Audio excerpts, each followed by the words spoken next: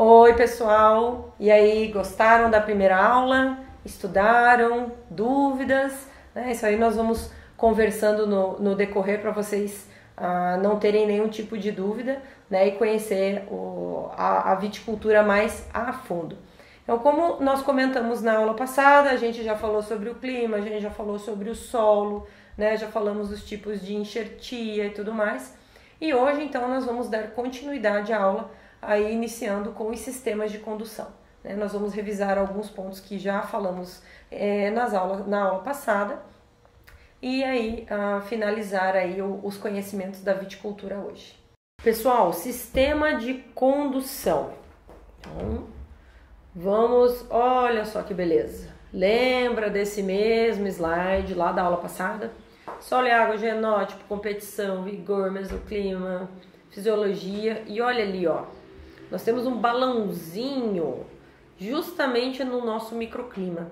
E o que ele diz? Sistema de sustentação e condução. O nosso sistema, de acordo com o qual nós escolhermos, vai influenciar diretamente no nosso microclima, tá, pessoal? Então, tem que pensar muito bem lá naquela questão do planejamento. Qual vai ser meu sistema de condução? Qual é o objetivo do nosso sistema? Maximizar o microclima do dossel. Vocês lembram lá o termo dossel? Dossel é a parte verde, né? A parte folhosa ali da planta, tá? Então, maximizar o microclima, a produtividade e a qualidade, facilitar as práticas culturais e suportar a carga das videiras, né? Então, isso aí está relacionado diretamente com a minha questão de produtividade por hectare ou por planta. Então, por exemplo, se eu quero o objetivo do meu vinhedo são uvas de mesa, normalmente elas são conduzidas no sistema latada, né? Ele vai proteger um pouquinho mais o fruto de queimas de sol, de outros fatores, porque a uva de mesa eu compro com os olhos, né? Se a gente chegar lá no mercado, você sempre vai escolher a fruta mais bonita, não é assim? Então, o sistema de condução também vai interferir nisso. As condições que ele vai proporcionar a qualidade do meu produto. As formas, então, de condução, lá atrás, na época dos romanos, lá foram sendo adaptadas, né? Como o pessoal aí diz da viticultura promíscua, né? Então, você consorciava-se a videira com outras espécies. Vocês lembram que eu comentei que daquela estrutura da videira, da gavinha, que ela tinha que se amarrar, né? A videira é uma trepadeira, então ela precisa de tutores, né? Então aí vem, olha aí essa imagem que bacana. A videira, ela se sustentou em outras plantas, em outras árvores. Será que esse cultivo aí é prático? Olha só, essas escadas, o povo lá em cima colhendo, né? Então, com os anos, a gente foi melhorando, os manejos foram sendo modificados justamente para você facilitar com que os trabalhadores, né, os colaboradores, pudessem também ter maior facilidade, maior aproveitamento dos momentos aí de tempo também e até questão de segurança, né, pessoal? Imagina cair numa escada dessa daí. Então, e também você imaginar que uma planta tá lá em cima, 3, 4, 5 metros, vocês imaginem a quantidade de nutriente que essa planta vai precisar do momento que ela está sugando lá debaixo do solo, para ela jogar esse nutriente lá em cima, lá naquela ponta, toda a energia que ela vai gastar, né? Então, se ela está numa estrutura menor, mais baixa, ela consegue ter uma distribuição melhor dos nutrientes também na planta, tá? Então, a gente tem que pensar sempre no todo, né? Conseguir avaliar a situação da planta. Olha que interessante essas imagens ali, o gado, né? Puxando a carroça ali, né? Olha lá, a altura também novamente das plantas sendo conduzidas. Olha quantos ramos eu tenho numa planta, parece uns bonecos gigantes, né, pessoal? Olha que interessante. Olha o meu solo exposto, né? Então, muita coisa mudou, muito manejo está diferenciado para a gente buscar a qualidade, principalmente do produto e otimizar as operações no vinhedo. Olha lá, aqui ó, você já tem maior número de podas, ó, os ramos já estão sendo conduzidos para a lateral, né? Já foi iniciando aí a novas conduções, né? Testes e tudo mais de como isso seria feito da melhor forma possível. Aqui nós temos um tipo de condução que nós chamamos de vaso, gobelet ou alberello, tá? Elas são aí utilizadas, né, na Europa, né? Elas são aí de muitos anos atrás, aí séculos, né? Já é uma tradição, é uma das conduções mais antigas que se tem, tá? Ela derivou aí de outros sistemas de condução, né? Quando você teve a substituição dos tutores vivos por palanques. Então você tem uma planta baixinha, né, com 3 ou 4 pernadas ali, para que a planta consiga se desenvolver. É muito comum, às vezes o pessoal vem e pergunta pra gente: nossa, mas não tá muito alta essa condução, eu fui lá para a Europa, eu vi que as plantas são bem baixinhas perto do solo. Aí nós vamos lembrar lá daquelas questões, né, que eu comentei com vocês, o tipo de solo, se ele reflete mais ou menos temperatura, se ele tem mais ou menos umidade, né? Se eu estou numa região extremamente quente, extremamente seca, vamos dizer assim, que tem uma pluviosidade anual baixa, eu não vou ter tanto problema com umidades altas, né? Então, às vezes, você acaba conseguindo ter uma condução dessa planta um pouquinho mais baixa, né? Mas, se nós temos regiões que... Volto a dizer para vocês, a nossa região aqui, Curitiba e região metropolitana, que é uma região úmida, né, com maiores quantidades de chuva anualmente, aí, dias às vezes não tão ensolarados e tudo mais. Se eu subo a minha condução, eu consigo diminuir essa proximidade com umidade do solo e trocas aí que podem acabar favorecendo o desenvolvimento de doenças e pragas também, tá? Você acaba excluindo, não seria bem esse talvez o termo, mas diminuindo, né, as chances daquela praga ou daquela doença se desenvolver, porque você muda o ambiente, né, você muda a condição daquela para que aquele problema não se desenvolva. Aqui nós temos mais exemplos, ó, do sistema de condução de vaso em Castilla-La Mancha, na Espanha. Olha que bacana, é bonito de ver, né? Então, aí são parreirais, né, seculares, aí, coisa mais bonita mesmo. E aí, outro tipo de sistema de condução que nós temos é a latada, né, que eu acabei de até citei agora há pouco para vocês. Quando que eu vou usar o meu sistema latada? Ele parece, ou também o pessoal chama de pergolado, né? É comum aí até em lojas de jardinagem e tudo mais, né, eles vendem a estrutura do pergolado, já vende a muda junto para você fazer um parreiralzinho na garagem de casa, no quintal, né, colocar algumas plantas, fica bem bonito. Então, quais que são as características desse sistema de condução, pessoal? As plantas, então, elas ficam no plano horizontal, né, como se fosse ali forrando o teto, vamos dizer assim, tá? Ela fica em torno aí de uma altura de 1,80 m a 1,90 m do solo. Em relação aos frutos, eu tenho normalmente menor acúmulo de açúcar e maior acidez, tá? Ele é indicado para uvas de mesa, porque se a gente for pensar que ali ele acaba formando uma proteção, né? Ele acaba sombreando porque o cacho fica aí embaixo. Com a incidência da luz do sol, gente, pessoal, eu tenho também a queima das bagas às vezes, né? Ela acaba fazendo um bronzeamento. E como o meu objetivo é uva de mesa, as pessoas vão comprar com os olhos. Então o visual do meu fruto tem que estar muito bem. Então a latada, o sombreamento que ela acaba fazendo, nos ajuda nesse sentido. Além também de acabar protegendo um pouco os cachos, fazendo com que os pássaros, né, acabem...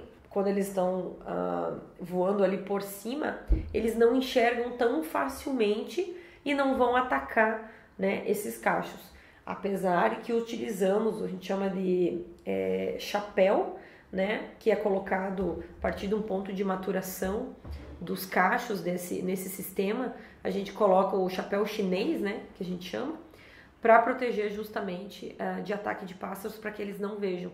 Porque a partir do momento que o fruto muda de coloração, chama atenção, né? A natureza não faz as coisas à toa. Se ele está mudando de coloração, é porque a minha fruta está maturando e ela está no ponto de ser comida e liberada a semente para que a minha espécie, a planta continue se desenvolvendo na natureza. Então, as coisas foram feitas nos momentos certos. E para os pássaros poderem enxergar que aquela semente estaria viável realmente para ser liberada e então se desenvolver, tá? Dentro desse sistema, a gente tem um alto custo de implantação, porque a gente precisa dos palanques, a parte de arames, né? Toda a sustentação, ela tem que ser muito bem estruturada, tá? As laterais, a gente coloca palanques mais grossos, principalmente, né? Faz os rabichos, que a gente chama, que são aqueles arames que fazem o contrapeso, porque se vocês imaginarem que nesse sistema nós podemos ter cultivares aí que tem um potencial de produção em torno de 20 toneladas por hectare ou até mais. Hoje nós já temos cultivares que chegam a 30, 40 toneladas por hectare. Vocês imaginem o peso ali no meio, né? Então, se você não tem uma estrutura extremamente reforçada, se aquele parreiral for abaixo, você pode ter certeza que você praticamente perde o parreiral inteiro, porque como que você vai levantar esse parreiral de novo? Né? Não sei se vocês lembram, mas na aula anterior eu comentei com vocês, o parreiral ele demora em torno, aí a videira ela inicia a sua produção lá pelo 3º ano, lá pelo 12º ano, né, respeitando ali a questão de um ciclo anual, né? Ela vai mostrar o potencial dela lá com 12, 15 anos. Ela vai falar, ó, isso aqui que eu chego, 30 toneladas. E aí nesse momento cai tudo. E aí como é que você faz? Né? Então tem que ser muito bem feito. Essa estrutura, gente, é de extrema importância. E automaticamente vai custar um pouco mais caro também, ok? Outras características desse sistema. Lembra do microclima? Vai proporcionar um ambiente mais úmido, mais sombreado e pouco ventilado. Como assim, professora? Um ambiente mais úmido? Vamos pensar lá, pessoal. Se eu tenho uma camada de folhas em cima, né? Se a gente imaginar quando a gente entra num local que tem uma cobertura, que tem uma árvore em cima do sombreamento, ali não está mais fresco? Vai estar mais fresco. Automaticamente vai estar mais úmido também, porque você não tem uma troca, né? Ali de ares, vamos dizer assim. Vai ter o sombreamento. Então, se eu não tenho sol pegando direto, também eu vou automaticamente a umidade acaba se mantendo por mais tempo, não seca, né? Vamos dizer assim. E por que o pouco ventilado? Se a gente imaginar que a gente está debaixo de um pergolado e imagina um vento, o vento pode até passar por baixo, mas ele não vai passar e vai subir no meio das folhas. Então, ali naquele dossel, naquela parte de folhas, de cachos, ali vai ser criado, olha lá, um microclima, lembra da palavrinha? Novamente um ambiente úmido, sombreado e pouco ventilado. Aí a gente vai pensar em doença. Ai meu Deus, tudo que a doença gosta, tá? Então, pessoal, se eu estou numa área extremamente chuvosa, se eu tenho sombreamento na minha área, eu vou produzir, mas eu quero produzir uva de mesa, ok. Vou fazer no sistema latado? É o mais indicado para uva de mesa, mas as minhas condições climáticas me favorecem a isso? Ou será que eu tenho uma outra opção de sistema de condução? Então vamos ver as outras opções. Então eu tenho que pensar nisso tudo antes, porque depois é tarde demais, não adianta chorar pelo parreiral abaixo, tá bom? Olha aí um exemplo, olha que coisa mais linda, sistema de condução latada lá em La Rioja, Argentina, né? Olha lá, pessoal, o que tem de sol lá embaixo? A gente vê, né, os raios solares passando. O que entra de manejo dentro desse sistema latada? A gente tem que tomar cuidado com o número de folhas, tá? Então aqui nós vamos fazer desfolhas. As luzes têm que passar, tá? Ali entre as folhas, de acordo com a quantidade, a produtividade que eu mais ou menos imagino, dependendo da idade da minha planta, eu já vou ter uma ideia da produtividade dela. Eu tenho que controlar número de folhas, tá? Para ter um mínimo que faça fotossíntese para sustentar esses cachos. A adubação também vai ser referente a isso. Eu preciso estar com a área equilibrada, né? A gente busca o termo equilíbrio, a saúde da nossa planta, né? E também automaticamente eu vou conseguir evitar condições para que doenças se proliferem ali embaixo, já que esse tipo de sistema acaba me proporcionando um microclima mais úmido, né? E quente também, principalmente da região que você está. Aí a doença vem e toma conta disso tudo. Então, o manejo de raleio, de desfolha, de desponte é muito importante ser equilibrado nesse tipo de condução. Aqui nós temos outros exemplos aí, né, de desenhos, que vocês podem ver a latada, às vezes ela é inteira, às vezes o ramo é conduzido para os dois lados, às vezes ali ó, a pérgola trentina é só de um lado, né, a pérgola romanhola é como se fossem T's, né, ali também que são utilizados, e a latada no geral que ela pega uma área mais inteira, né, como se fosse o teto mesmo da casa, certo? Aqui, ó, exemplos, olha lá os ramos, tá? Tudo bonitinho, conduzido. Outro sistema, espaldeira, tá? Muito utilizado aqui na nossa região, porque ele vai ser justamente o oposto da nossa condição da latada, tá? Então aqui as plantas vão estar no plano vertical.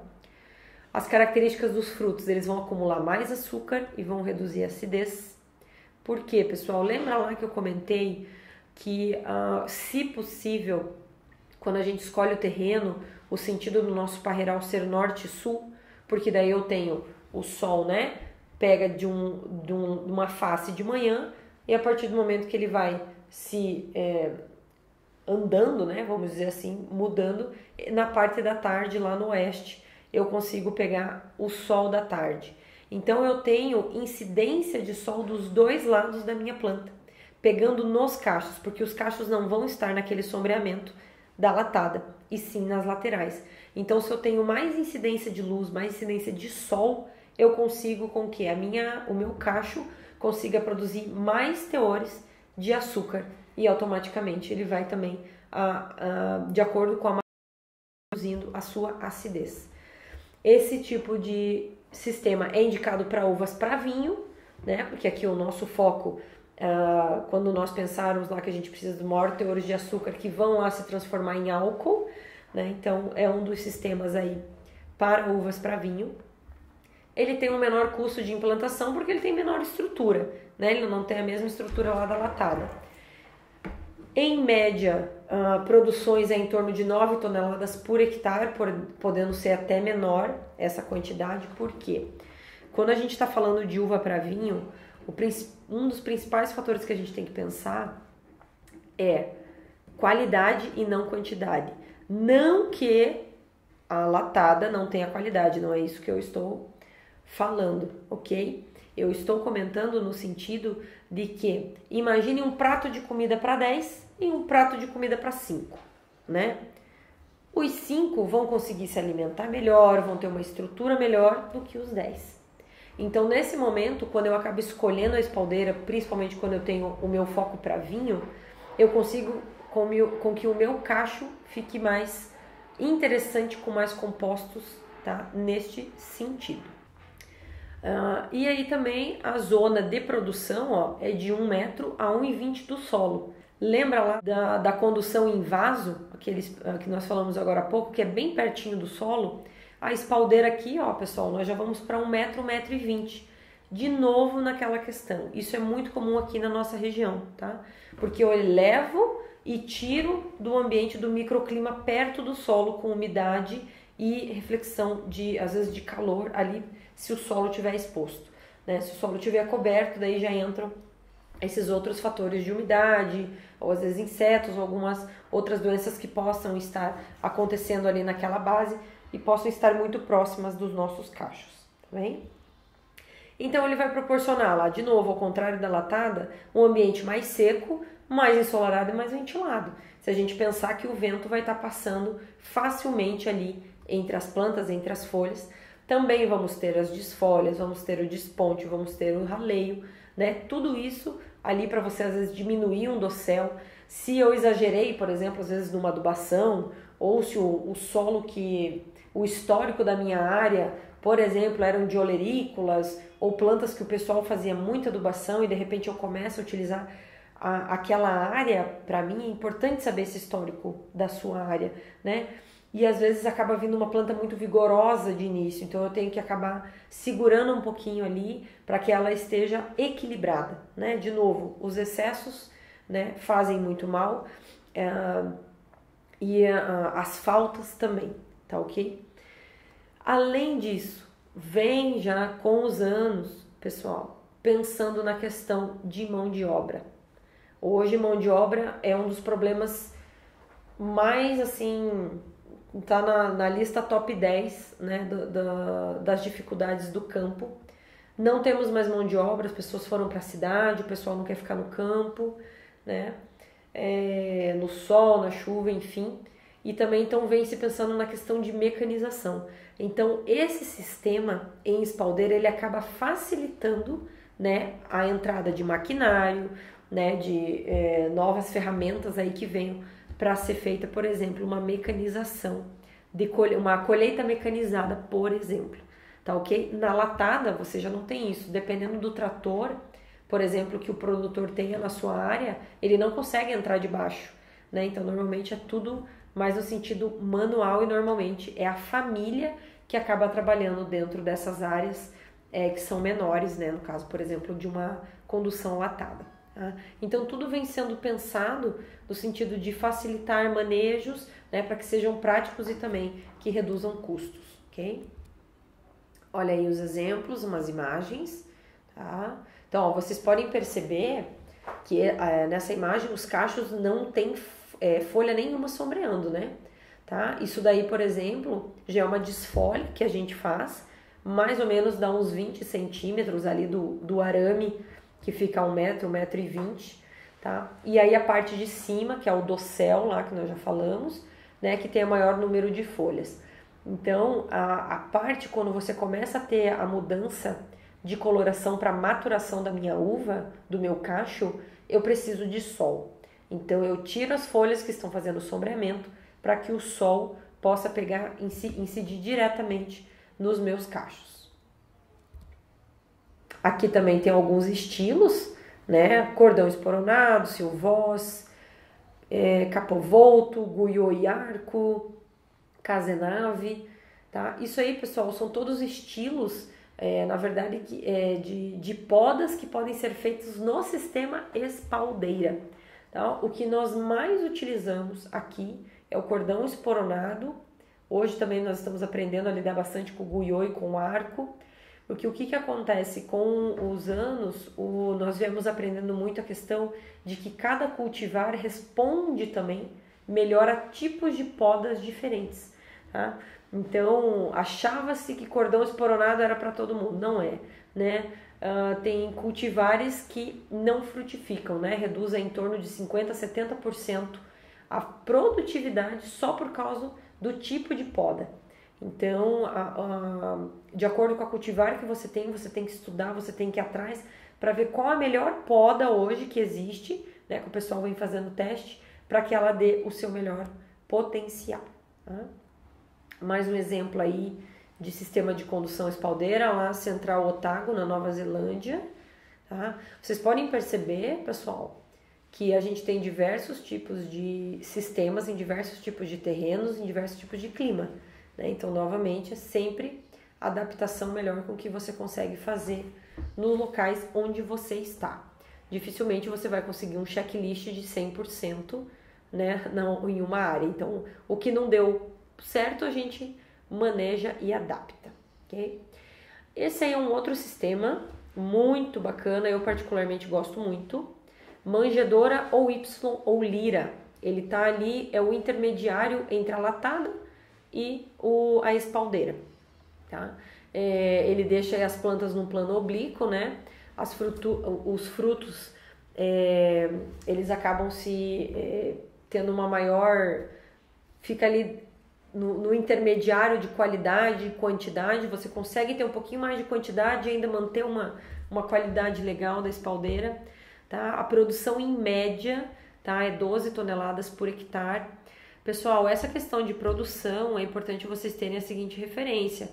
Nós estamos falando aqui em médias, tá? O que vai determinar a minha produção é o meu objetivo e a minha cultivar, ok? E o manejo que eu vou fazer de adubação, etc e tal. Então, a produtividade do meu parreiral vai depender de outros fatores, não é uma regra, tá? Todo mundo produz 12 toneladas, não é assim, ok?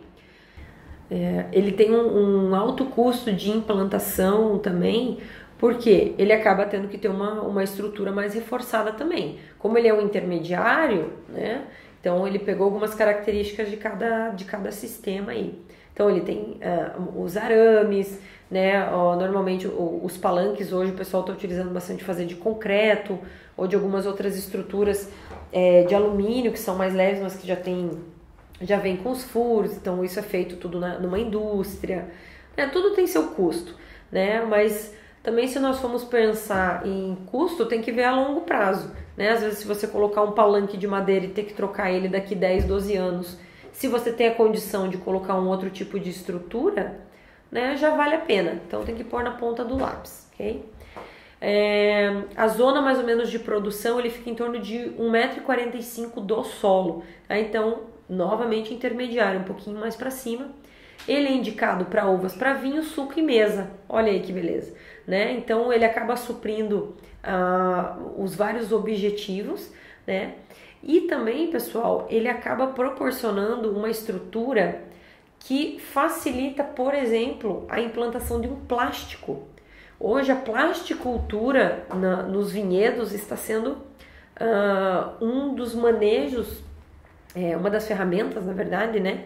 Para a gente controlar principalmente excessos de umidade, excesso de chuva, na verdade, em regiões muito úmidas. Porque o que acontece? O nosso problema em regiões muito úmidas é o tempo de molhamento foliar que a minha videira tem. Então, o que isso quer dizer? Por exemplo, choveu. Quanto tempo a minha folha vai ficar molhada? Se eu tenho uma região com menos incidência de sol, dias mais nublados e tudo mais, esse tempo de molhamento é mais longo, né? Demora para secar. Tem menos vento, também vai demorar para secar. E se tiver calor, isso é prato cheio para a doença entrar, né? Então, nossos principais problemas é o uso excessivo de fungicida, porque você não consegue controlar. As vites labruscas são bem mais resistentes. As vites viníferas, não. Elas têm uma susceptibilidade muito grande em relação às doenças. Então, a plasticultura, né, ela veio como uma ferramenta que reduz em torno, pessoal, de 70% o uso de fungicidas na minha área. Porque com a cobertura eu não tenho o orvalho, né, da manhã ali, por exemplo, aquele molhamento da folha, ele é reduzido, o tempo de molhamento, perdão, ele é reduzido. Então eu diminuo as condições favoráveis de uma doença entrar. Então, aí a dúvida se funciona ou não funciona, mas a gente já está vendo muito resultado interessante, positivo, nesse sentido, e cada vez mais as vinícolas estão, dependendo da região que ela está, né, claro, colocando esse plástico. E a manjedoura, né, pelo formato dela, acaba facilitando essa colocação ali do plástico. No sentido de mecanização também vai ajudar, né? Dependendo do maquinário ele não passa, porque o V ali da estrutura às vezes acaba fechando um pouco, mas já tem uma maior facilidade de manejo do que a latada ou para uma mecanização também. Olha aí, ó, o exemplo. Aqui no caso nós temos telas, tá? Essas telas, pessoal, também é utilizado em regiões de muito granizo, né? Vai ajudar bastante. Aí, às vezes, a nossa safra, a gente fica ali o ano todo, né? Naquela expectativa e, de repente, um temporal acaba com tudo, né? A gente costuma dizer que a agricultura é uma caixinha de surpresas e, às vezes, não tão boa. Mas a ideia dos manejos, das tecnologias estão aí justamente para a gente conseguir produzir cada vez melhor e tentar amenizar esses riscos que são naturais, tá bem? Ó, aqui também a gente tem a videira conduzida em cortina simples, um sistema de condução em cortina dupla ou GDC, tá? Vocês veem ali, ó, ele é como se fosse um T, ele não é um V, ele é um T, e aí na beirada ele cai como se fosse um varal, ele fica um varalzão, assim, uma cortina mesmo, como diz o termo ali. Muito difícil da gente visualizar isso, tá? O que nós mais vemos a nível Brasil, aqui nossa região sul, espaldeira, latada e agora vindo muito aí a questão do Y ou da manjedoura. Ó, aquele sistema ali que ele forma como se fosse um T e forma cortina, tá vendo? Então os ramos ficam todos na lateral. Olha que interessante.